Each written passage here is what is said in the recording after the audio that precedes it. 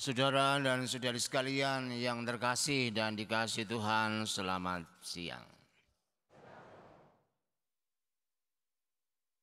Pengalaman adalah faktor yang amat penting dalam memahami Allah Tritunggal.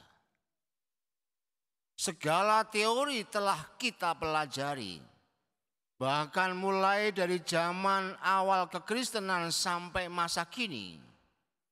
Allah Tritunggal itu senantiasa diulas dan dicari maknanya. Namun Allah Tritunggal tetap sulit dipahami akal budi. Mengapa menjadi sulit? Anda tahu jawabannya? Mengapa kok sulit? Kalau saya bertanya pada Anda, coba terangkan Allah Tritunggal. Kalau bisa menerangkan dalam waktu 5 menit di depan, hari ini bonus tanpa khotbah. Siapa yang bisa? Silahkan. Ada? Loh, ini serius loh saya jangan dikira saya main-main. Pokoknya ada orang yang bisa menerangkan Allah Tritunggal dengan tuntas selama 5 menit di mimbar ini. Saya mundur langsung doa, aku percaya. Menurut saya sulit memang. Mengapa sulit? Jawabannya adalah kita ini kebanyakan teori tapi jarang mengalami Allah. Itu soal utamanya. Banyak teorinya, mengalaminya sedikit. Oleh karena itu dalam sedikit waktu ini mari kita mencoba melihat pengalaman akan Allah Tritunggal. Yang pertama, pengalaman melihat Allah mencintai. Dalam surat Yohanes dikatakan Allah itu hakikatnya cinta. Cinta itu Allah. Cinta berasal dari Allah dan segala sesuatu yang keluar dari Allah hanyalah cinta, tidak ada yang lain. Hal ini terbukti dalam kurun waktu sejarah umat manusia. Sejak dosa menyentuh hati, manusia selalu melawan Allah dan sulit mengenal Allah. Namun Allah tidak membinasakannya. Justru dikatakan, aku datang bukan untuk menghakimi, tetapi untuk menyelamatkan. Allah justru dengan berbagai macam cara ingin menyelamatkan manusia. Kalau mau gampangnya begini, umat dari ujung sana sampai ujung sana kan semua berdosa toh? Enggak ada yang berdosa. Dosa itu akibatnya apa? Mati. Maka sebenarnya dari ujung sana sampai ujung sana harusnya mati semua. Sehingga saya susah untuk memberkati jenazahnya karena begitu banyak. Tapi saya juga berdosa sehingga saya ikut mati juga. Tapi yang menarik adalah kita tidak sampai ke titik kematian saja. Dalam sejarah kita juga menemukan lewat para nabi Allah bersabda dan berjanji, namun sabdanya tidak dituruti. Para nabi ditolak dan dibunuh. Allah tetap sabar dan tidak kehilangan cinta. Ia mengubah caranya. Sabdanya tidak lagi hanya didengar, tetapi juga bisa dilihat dan diraba melalui manusia Yesus. Namun Yesus pun dibunuh juga.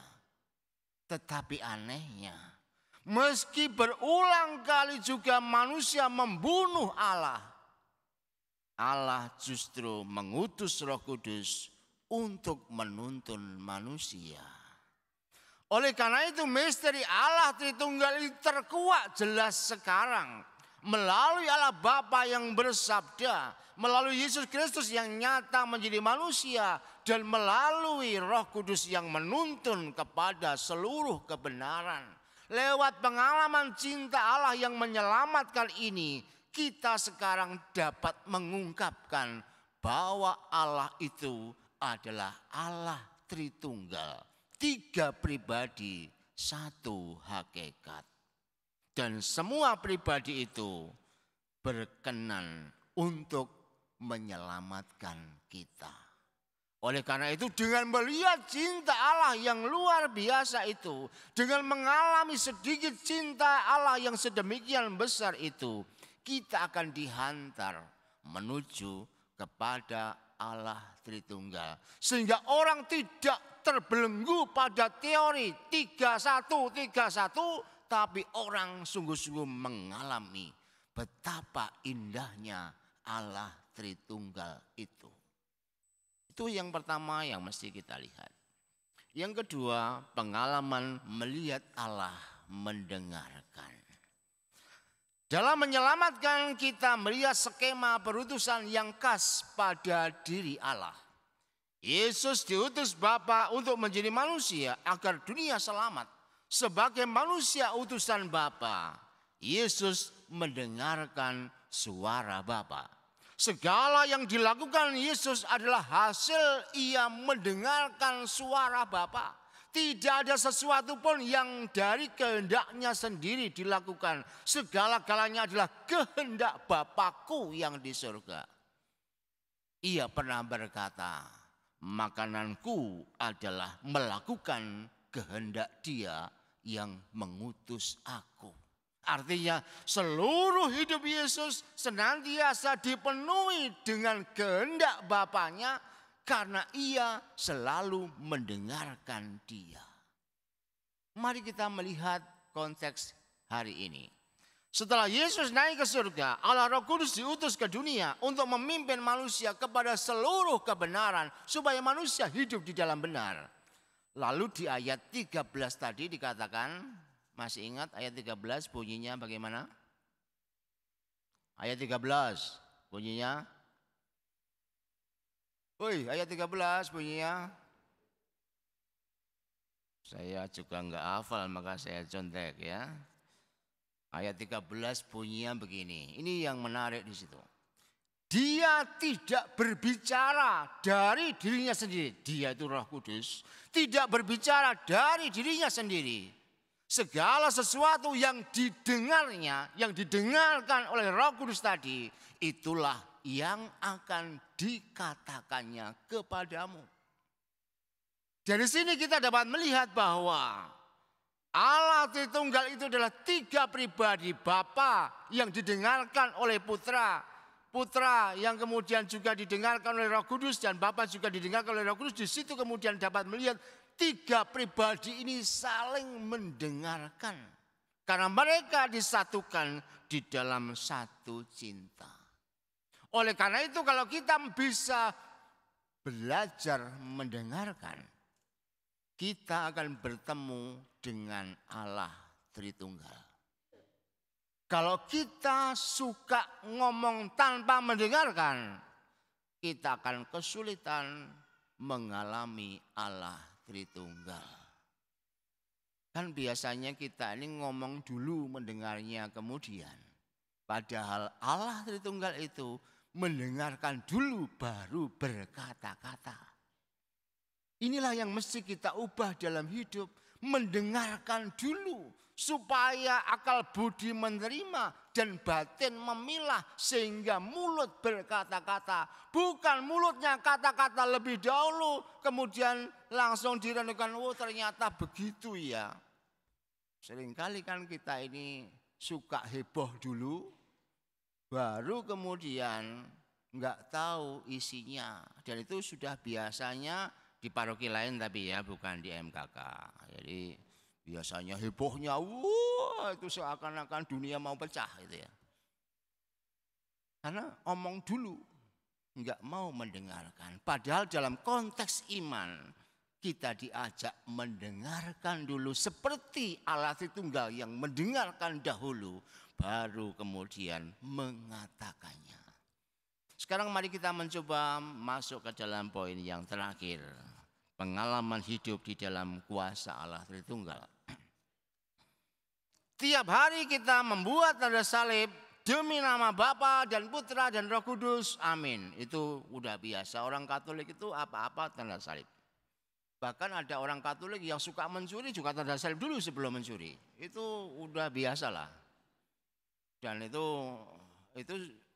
sudah umum gitu ya. Pokoknya supaya nggak ketahuan mencurinya, Bapa, Putra, Roh Kudus. Pokoknya apapun tanda salib. Bahkan main bola itu ya, kan Bapa, Putra, Roh Kudus. Sampai lupa. Coba ketika pemain bola itu mencium ini apa maksudnya? Apa? Mencium apa itu? Oh iya. Nggak pernah nonton bola orang-orang ini ya. Wah ya repot, contohnya nggak sesuai. Jadi tangan itu, ini kan tangan ini, kemudian ditempelkan gini, ini salib. Bapa, Putra, Roh Kudus terus cium gitu. Orang maksudnya tuh cium salib. Kadang-kadang orang sarangeo. Kalau menurut saya sarangeo itu salib loh. Kok nggak ngerti ya, orang sarangeo nggak jelas juga maksudnya apa. Jadi kadang-kadang suruh teriak sarangeo. Apa coba?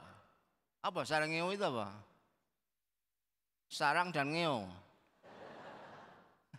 Tapi kalau melihat pemain bola itu maksudnya mencium salib.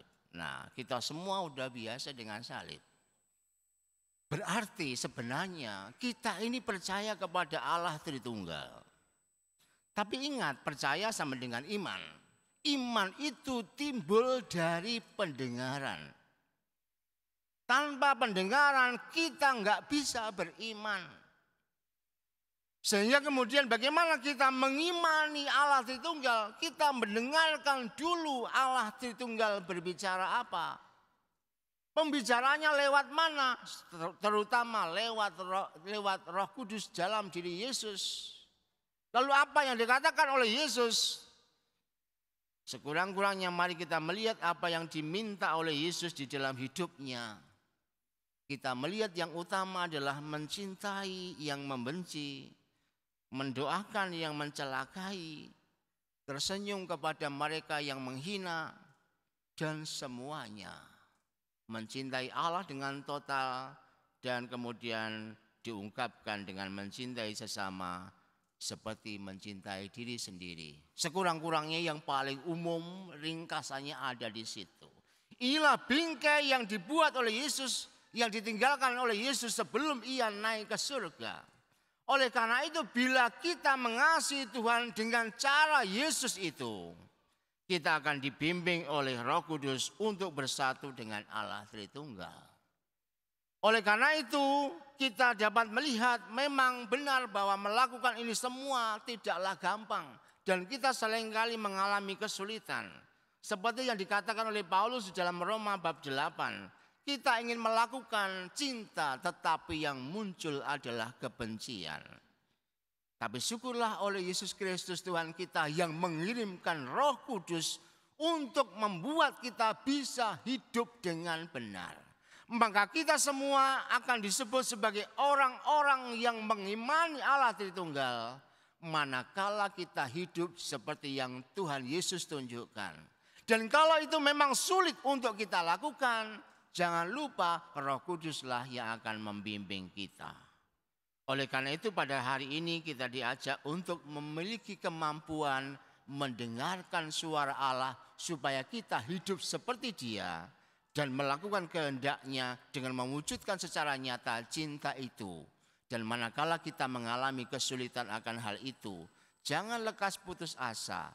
Memang kita ini adalah orang-orang yang tidak mudah untuk mencinta, tetapi Roh Kudus menjadi jaminan bagi kita. Dalam segalanya Allah Bapa, Allah Putra, Allah Roh Kudus ingin agar kita menjadi sama seperti dirinya.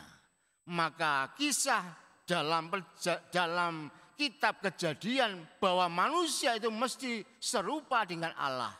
Sekarang digambarkan dalam Allah Tritunggal pada hari ini. Dan semuanya itu akan terwujud atau kita dapat mewujudkan rupa Allah manakala kita hidup seperti Dia seperti Allah Tritunggal yang satu dalam cinta dan ketiganya dibangun dengan saling mendengarkan. Mari kita belajar mencinta, dan untuk bisa mencinta mari kita belajar mendengarkan, dan semuanya itu ukurannya adalah Tuhan Yesus yang telah memulai sebagai manusia untuk membuat kita dapat melihat bagaimana mencinta yang sesungguhnya. Semoga lewat pengalaman-pengalaman mencinta yang kita geluti setiap waktu, kita akan berjumpa dengan Allah Tritunggal. Tuhan memberkati.